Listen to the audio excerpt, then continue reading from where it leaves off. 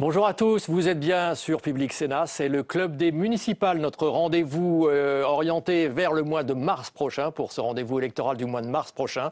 Nous allons ainsi, pendant ces semaines, traverser les territoires français. Ainsi, après Marseille, après le thème de la réforme des rythmes scolaires, eh bien, nous avons choisi de nous arrêter dans une autre ville, dans le sud-ouest. Nous allons nous arrêter à Pau, et puis avec une question évidemment importante, qui est la possible candidature, on en parlera un petit peu plus tard, de François Bayrou. Et puis nous allons tenter de savoir, évidemment, si au-delà des polémiques récentes, notamment de ces derniers jours, si le thème des Roms, si ce thème allait bien être un enjeu, peut-être, pour ces élections municipales. En tout cas, c'est un sujet compliqué pour un certain nombre de communes et pour un certain nombre de maires. Alors avec moi, et je les remercie d'avoir accepté notre invitation, Zoé Cadio, vous êtes journaliste à l'Indépendant. Bonjour. C'est ça, à la rédaction de Paris. À la rédaction de Paris. Hervé Fabre, vous êtes éditorialiste à La Voix du Nord. Et puis Nicolas Rebière, vous êtes chef d'agence de Sud-Ouest à Pau. Merci de nous avoir rejoints. Vous avez pris l'avion tout à l'heure.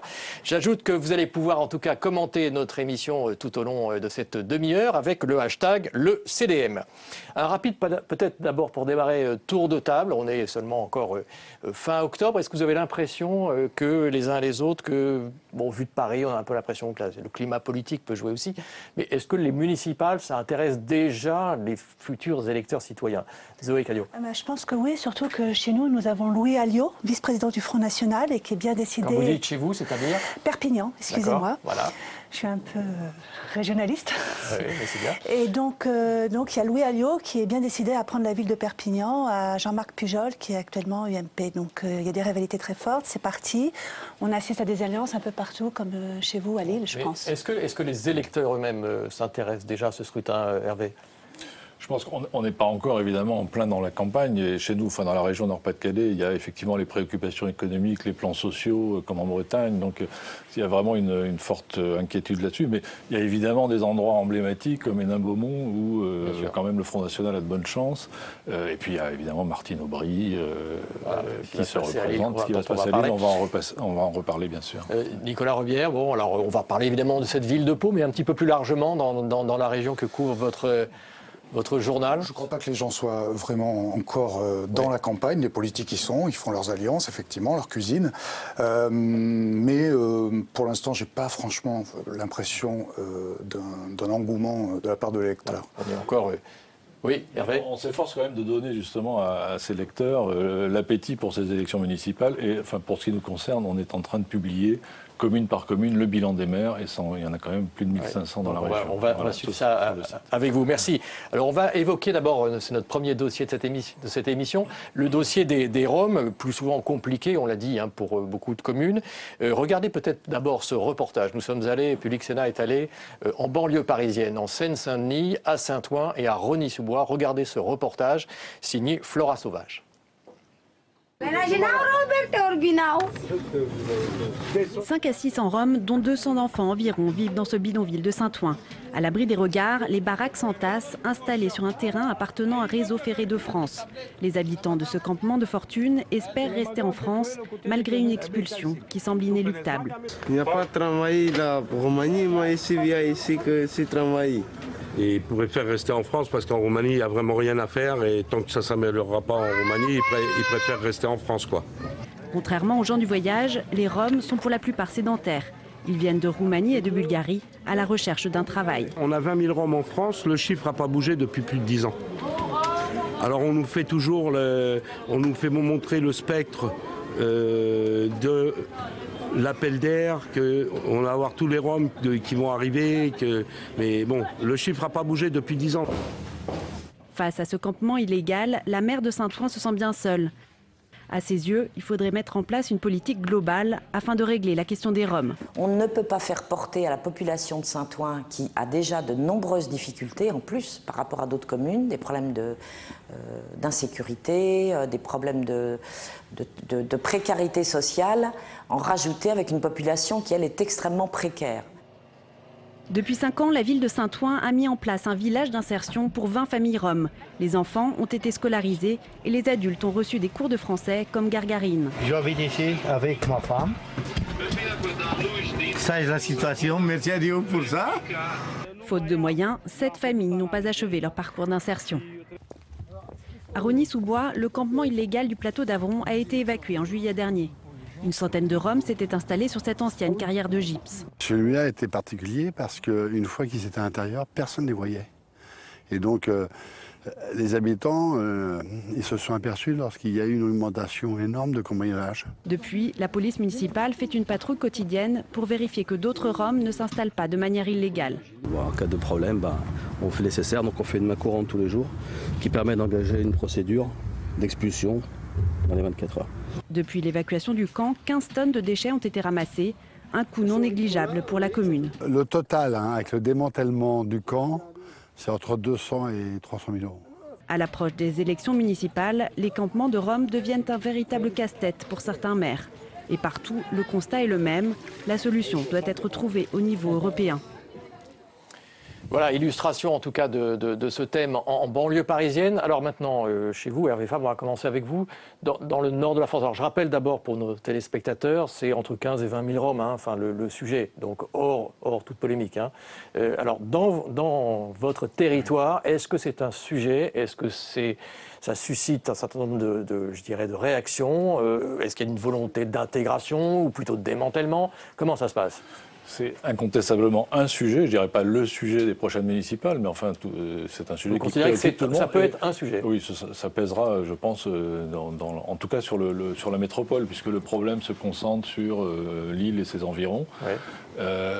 S'il y a effectivement 20 000 Roms en France, qui est un chiffre quand même un peu difficilement vérifiable, mais on sait qu'il y en aurait à peu près 3 000 sur le territoire de la métropole de Lille, ce qui est quand même assez énorme. Et donc il y a une préoccupation commune aux maires que ce soit les maires de gauche comme les maires de droite, avec des dérapages dans l'expression, y compris d'ailleurs chez des maires de gauche comme chez des maires de droite. Donc voilà, les maires ont ce très difficile problème à résoudre. Il y a des approches différentes suivant les uns ou les autres. Est-ce que... Alors, si je parle de Martine Aubry, il y a eu deux périodes. Il y a eu la période sous le précédent quinquennat où, à la suite du discours de Grenoble, Martine Aubry a considéré qu'il fallait protéger, entre guillemets, les populations roms et elle a demandé un moratoire des expulsions. Donc, effectivement, les camps sur place ont eu tendance à croître. Et aujourd'hui, avec l'approche des élections municipales, je pense qu'il y a eu sur l'île, en tout cas sur l'île Sud, une opération d'évacuation de grande ampleur, puisque le camp avait atteint 1000 résidents quand même. Alors, Zoé Cadio, est-ce que ça c'est un sujet chez vous? Alors non, c'est pas vraiment. Moi, je dirais plutôt que c'est un non-sujet, parce que chez nous, les Roms, il n'y en a pas vraiment. Il y a peut-être eu quelques problèmes cet été à Narbonne, mais nous, on est plus confrontés à la question des gitans qui sont installés depuis le Moyen-Âge. Il y a une forte communauté qui s'est intégrée et qui... Ça pose problème ou est-ce que Ça peut poser problème. C'est quel genre de problème? Problème de voisinage? Problème de voisinage. On évoque souvent, quand il y a des petits larcins, on dit toujours ça vient de la cité Bélus. Il y a quand même un focus. Mais ce que j'aimerais rappeler aussi, c'est que la question des Tziganes, la question des Roms, c'est quelque chose qui n'est pas nouveau. Parce que quand on reprend la littérature avec Flaubert, en 1867, déjà, il y avait une correspondance avec George Sand où il dénonçait justement nos comportements des bons citoyens vis-à-vis de ces minorités. Donc, selon vous, dans votre région, ce thème-là ne sera pas, d'après ce que vous pouvez ressentir aujourd'hui? Parce que tous les thèmes nationaux rejaillissent d'un moment ou à un autre, et qu'il y a le Front National, et qu'il entretient un peu tout ça, d'une certaine manière. C'est justement le discours que tient aujourd'hui Martine Aubry, c'est de dire, quand même, c'est pas normal que ce problème se concentre entre la région parisienne, Lyon et Lille. Donc il concentre 90% apparemment de la présence des Roms en France. Nicolas Robière, dans le sud-ouest, on n'a pas l'impression qu'on parle beaucoup de ce sujet. Non, j'ai regardé nos archives. La dernière fois qu'on avait parlé d'un campement Rom sur Pau, c'était il y a 2 ans, et c'était plus des gens, des voisins, qui se mobilisaient pour les aider parce qu'ils étaient... Oui, c'est ça qu'il faut dire aussi. Quand je disais tout à l'heure qu'il y a eu des approches différentes, il y a aussi des volontés d'un certain nombre de maires de faire beaucoup pour intégrer la scolarisation, aide à l'emploi pour les enfants. spontanément, c'était des gens qui venaient aider ces gens installés dans des conditions vraiment précaires. La mairie a réussi à les reloger le temps de leur visa, parce qu'en fait, ils fonctionnent comme ça, tous les 3 mois. Et en fait, dans le sud-ouest en général, surtout dans le sud-Aquitaine, c'est un peu la même problématique que dans le sud, en Languedoc-Roussillon. C'est-à-dire plus les gens du voyage sédentarisés, qui sont du coin, qui sont là depuis des générations et des générations, mais qui, l'été, partent en caravane et parcourent la région. Et on accueille des caravanes, 120 caravanes qui arrivent sur le stade. Ça embête les maires. Mais comme c'est l'été que ça vient, c'est toujours des poussées de fièvre estivale qu'on oublie très vite à l'automne. C'est en tout cas le sentiment que j'ai. C'est pas le même problème, parce que les caravanes, les gens du voyage, effectivement, se posent des problèmes quand ils s'installent sur des terrains de sport ou autres. Mais là, on parle de bidonvilles. On ne parle pas de caravanes spacieuses et confortables. Ce sont des bidonvilles qui poussent autour des villes, avec des gens qui vivent donc dans des conditions absolument lamentables. Donc les gens ont une double réaction. Ils ne supportent pas de voir ces populations vivre dans cette misère, avec beaucoup d'enfants. Mais en même temps, ça pose des problèmes de voisinage, et donc ils ont envie de les voir partir ailleurs, clairement. Il faut pas être... Et les maires également. Il y a peut-être aussi une solution, parce qu'on parlait de Bordeaux, mais Bordeaux est souvent cité en exemple par Médecins du Monde, généralement, justement pour sa politique d'accueil et d'intégration. Ils suivent les familles. Donc je pense qu'il peut y avoir des solutions. Alors évidemment, ce n'est pas les mêmes proportions qu'on a en Seine-Saint-Denis ou à Lille. De la métropole lilloise, effectivement, il y a une politique de création de villages d'insertion. En fait, ce sont souvent des mobil-homes d'ailleurs, où on installe des familles avec leurs enfants qui sont scolarisés. Mais je crois que sur la métropole lilloise, actuellement, il y en a 6, à peu près. 6. Donc ça concerne environ, tout cassé, 200 personnes, c'est-à-dire 10% de la totalité de la population. Vous avez le sentiment les uns les autres que je dirais que les adversaires des maires en place vont se saisir de ce thème-là? Je pense peut-être à l'UMP, le Front National, on peut peut-être l'imaginer. Est-ce que ça va être considéré comme un bon thème, entre guillemets, pour faire campagne, par exemple, dans votre région? Moi, je pense que ça ne va pas être les Roms. Je pense qu'on va peut-être utiliser un peu les gens du voyage, parce qu'il y a plus une culture chez nous et il y a plus résonance que les Roms. Mais de toute façon, tous les thèmes d'immigration, de l'autre... c'est sûr que ça va revenir pendant la campagne, c'est évident. Nicolas Robillard, chez vous. Les adversaires feront attention, parce que de toute façon, quelle que soit l'étiquette, c'est toujours des sujets délicats à traiter. Ouais. Et quand on est en place, quand on est maire en place, il y a toujours cette espèce de schizophrénie entre ces conditions d'accueil qui ne paraissent pas normales dans la France du XXIe siècle et le fait que ça gêne également, quoi. Donc il n'y a pas de solution véritablement miracle, on le voit. Et donc j'ai pas l'impression, en tout cas dans le sud-ouest, que ça sera un thème de campagne. Mais est-ce que l'affaire, alors plus récente, Leonarda, il faut faire attention, effectivement, il ne faut pas tout confondre, mais est-ce que cette affaire-là, cet épisode-là, de votre point de vue, va laisser des traces? Est-ce que les gens en parlent? Est-ce que les gens pouvaient rencontrer? Est-ce que vos lecteurs en parlent? Est-ce qu'il y a un courrier des lecteurs? Moi, je pense que ça va laisser des traces, mais pas où on pense. C'est-à-dire que je pense que ça va plus être un problème pour Hollande et le gouvernement. D'accord, donc ça veut dire que c'est la vision nationale. Nationale, mais au niveau local, je pense pas. Je pense que c'est plus... il y avait déjà un désamour de François Hollande et de son équipe, et là, c'est encore plus accentué. Nicolas? Je pense que la trace se verra effectivement plus au niveau national. Il y aura de toute façon une marge de l'électorat qui va se rabattre vers le FN, même s'il est relativement faible dans le sud-ouest. Ça se sentira, ça fera partie de ces thèmes. Je me souviens très bien que pendant les cantonales 2011, j'avais interrogé le patron du FN des Pyrénées-Atlantiques. Ils sont très pauvres là-bas, c'est une fédération très pauvre. Et je lui avais dit, vous ne faites pas campagne, on ne voit pas d'affiches ni rien. Et à l'époque, c'était les premières arrivées à Lampedusa. Il me disait, moi, c'est ça ma campagne à la télé. Ouais. C'est Lampedusa. Donc en gros, ça peut jouer à la marge, chez nous en tout cas, sur 1 ou 2% d'électeurs qui, dans le ras-le-bol ambiant, se jettent vers le FN. Localement, je ne vois pas un rebond sur ce thème-là. Hervé ? Je pense que ça jouera évidemment sur la campagne dans les communes directement concernées. Et je vois sur l'île, par exemple, les élus de droite reprochent à Martine Aubry justement cette politique de moratoire qui, selon eux, a encouragé en fait les gens à rester. Ces derniers jours, donc mis à part la vision nationale, et on voit bien tout le bruit que ça a pu faire, ça peut jouer. Ça laissera des traces parce que les gens voient le déferlement médiatique autour du cas de cette jeune fille et ils se disent mais attendez, mais nous on est aussi dans des situations difficiles et ils ne comprennent pas la disproportion finalement entre l'attention portée à ce cas particulier et la situation difficile qu'ils vivent eux-mêmes sur le terrain. Et en plus, Malheureusement pour elle, pour cette jeune fille, c'est vrai que son père apparemment n'a pas été le meilleur exemple d'intégration, donc ça complique encore le problème. Bien entendu. Bon, on va passer à la deuxième partie, si vous le voulez bien, de notre émission. Restez toujours évidemment avec nous et sachez que vous pouvez continuer à vous connecter sur le hashtag débat, sur le hashtag le CDM, pour être tout à fait précis. Alors nous allons poursuivre notre voyage à travers les territoires en nous arrêtant cette fois à Pau, sud-ouest, une des plus grandes villes du sud-ouest. Combien d'habitants, Nicolas? 85 000 habitants intramuros et 150 000 pour l'agglo, environ 200 000. Alors ce qui nous a intéressé, évidemment, un petit peu vu d'ici, c'est un certain nombre d'interrogations et puis une grande rumeur, c'est le possible retour, mais il ne l'a pas encore annoncé officiellement, d'un certain François Bayrou. On voit d'ailleurs que ça bruisse un peu sur place, que les socialistes ont déjà désigné leur candidat. Ce sera David Habib, il a été désigné le dernier week-end. Et puis il y a cette rumeur d'un possible retour de François Bayrou.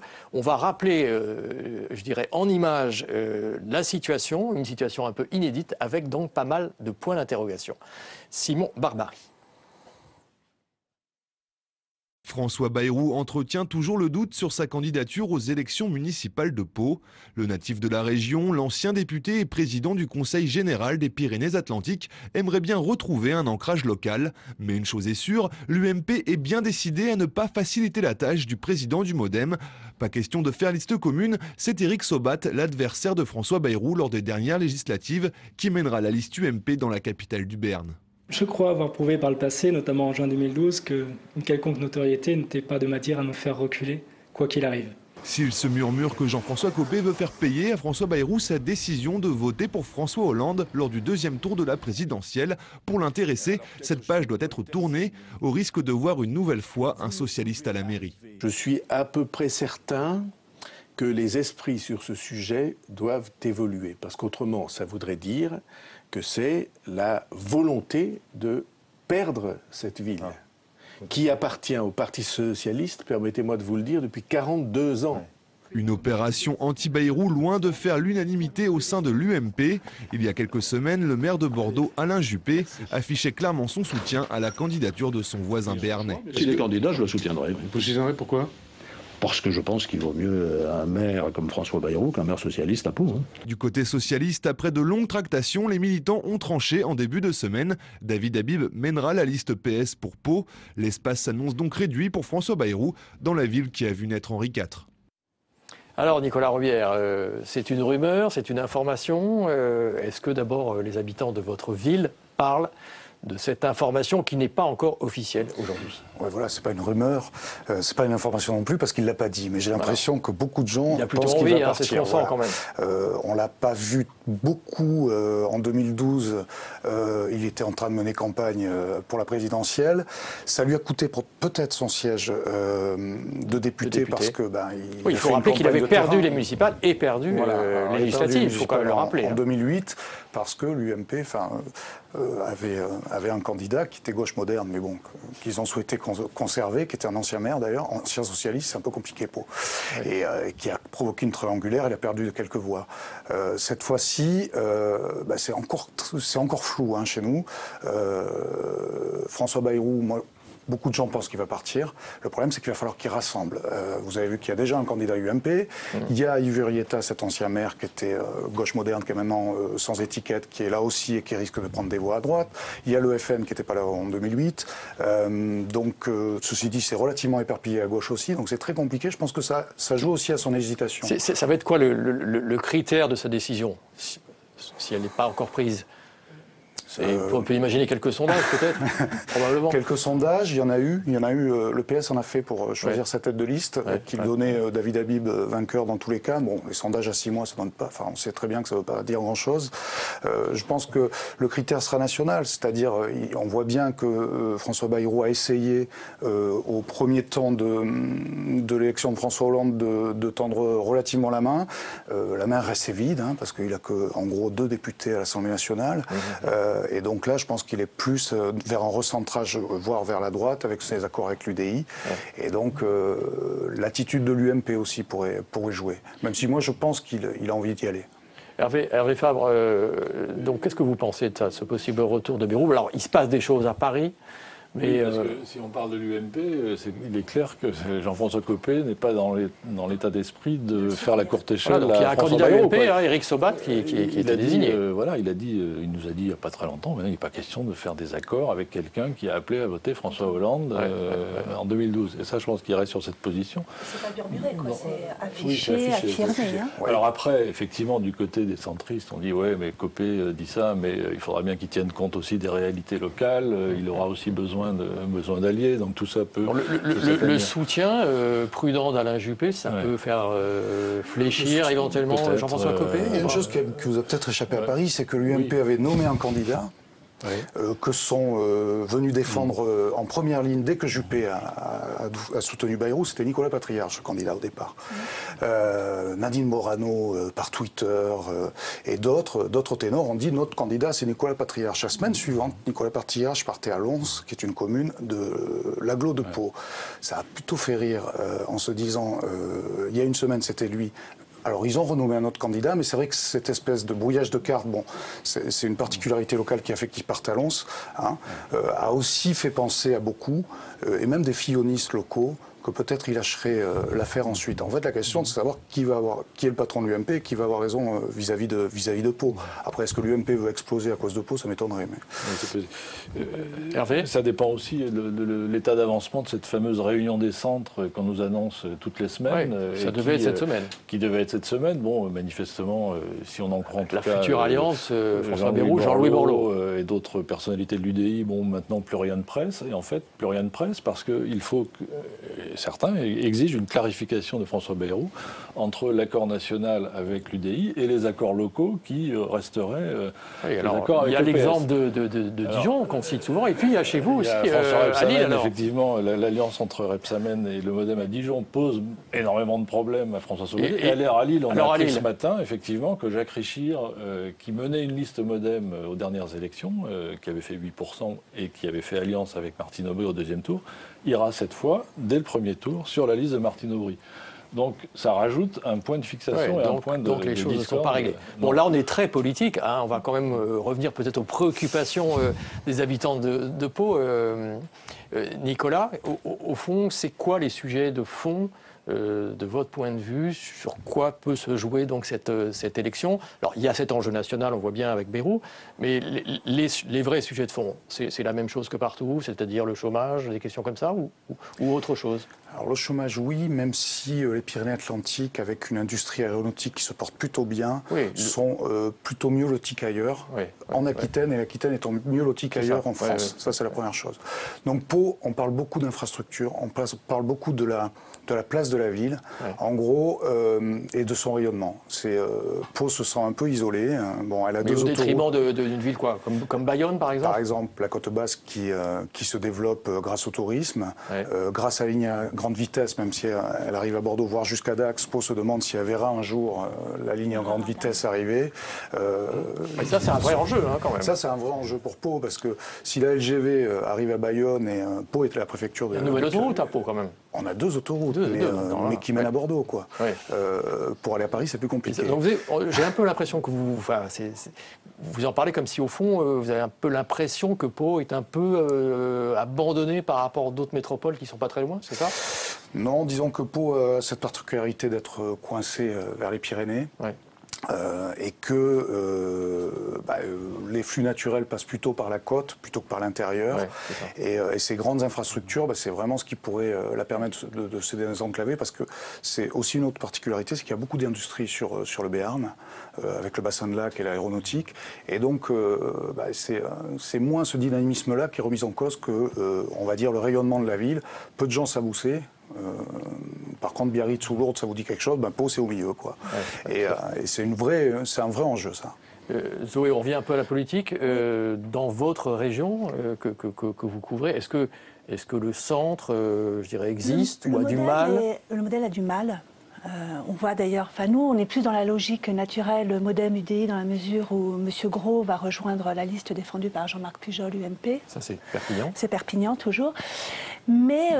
pour revenir un peu aux préoccupations des gens qui habitent chez nous, on est un peu les parents pauvres de la France. Et quand on regarde un peu toutes les aides qui sont données pour la Bretagne, Dans le Languedoc-Roussillon, il y a plus fort taux de RMistes, il y a un fort taux de chômage. On se dit qu'on est un peu les oubliés. Vous êtes en train de dire qu'au fond, les citoyens qui vont voter sont un peu... Je pense, oui. Et puis en plus, ils ont l'impression en plus que le fait qu'il y ait beaucoup de ministres bretons dans le gouvernement, ça pousse un peu plus vers la Bretagne et vers l'ouest plutôt que vers le sud. Donc il pourrait y avoir un sentiment de réaction vis-à-vis de ça. Il y a un sentiment de réaction vis-à-vis de ça. Et puis en plus, il y a une énorme déception vis-à-vis de la ligne à grande vitesse qui était promis notamment pour faire l'axe Paris-Montpellier, l'Espagne-Barcelone, l'autre créneau. Et là, il manque donc, juste 140 l'un et l'autre, kilomètres. vous soulignez ce problème de désenclavement un peu. Complètement, c'est important, c'est très important. Bon, chez vous, Hervé, il n'y a pas ce sujet-là, en tout cas. Non, les TGV sont construits depuis longtemps. Bon, et les autoroutes aussi. Oui, il y a d'autres problèmes. Ça ne résout pas tous les problèmes. Il y a beaucoup de problèmes sociaux, de fermeture d'usines, de plans sociaux. Sur la place du centrisme, bon, il y a quand même la personnalité de Jean-Louis Borloo qui est encore très présente. Valenciennes reste son fief, même s'il s'en est un peu quand même éloigné. Il a des héritiers sur place, Valérie Létard, qui siège ici au Sénat. Sénatrice. Donc, c'est certainement une influence importante. Mais sur la métropole, l'UDI aurait bien voulu être tête de liste à Lille, par exemple. Bon, elle a quand même dû céder la place à Jean-René Le Serre. Sur quoi va se jouer donc on a parlé de Lille, mais dans d'autres grandes villes, de votre point de vue, c'est les thèmes économiques et sociaux qui vont vraiment être le vrai enjeu. Bien sûr, l'enjeu c'est ça, c'est la désespérance économique dans certains secteurs comme le bassin minier qui revient un peu grâce à quand même le Louvre-Lens. Enfin, il y a une espèce de nouveau dynamisme qui souffle, mais n'empêche que Hénin-Beaumont reste une place forte du Front National. Dans la Sambre-Avesnois, il y a également beaucoup de chômage, des taux de chômage de 15-20%. Tout ça jouera évidemment sur les municipales. Le Front National prospère justement sur ces terres où il y a une certaine... Alors, c'est vrai que dans votre région, il y avait une tradition. Perpignan, souvent le FN avait fait des gros scores. Dans votre ville et dans votre région, on parlait peu du Front National. Est-ce que vous sentez aussi une montée de ce Front National pour les prochaines élections ? Elle sera à proportion, mais comme il part de relativement bas, ça se sentira moins, très probablement qu'à l'Est. On est les Pyrénées-Atlantiques notamment, vous avez le Pays Basque et le Béarn d'un côté. Ce pas des thèses qui se sont vraiment développées dans ce coin-là, même de toute façon dans toute l'Aquitaine, sauf en Lot-et-Garonne peut-être.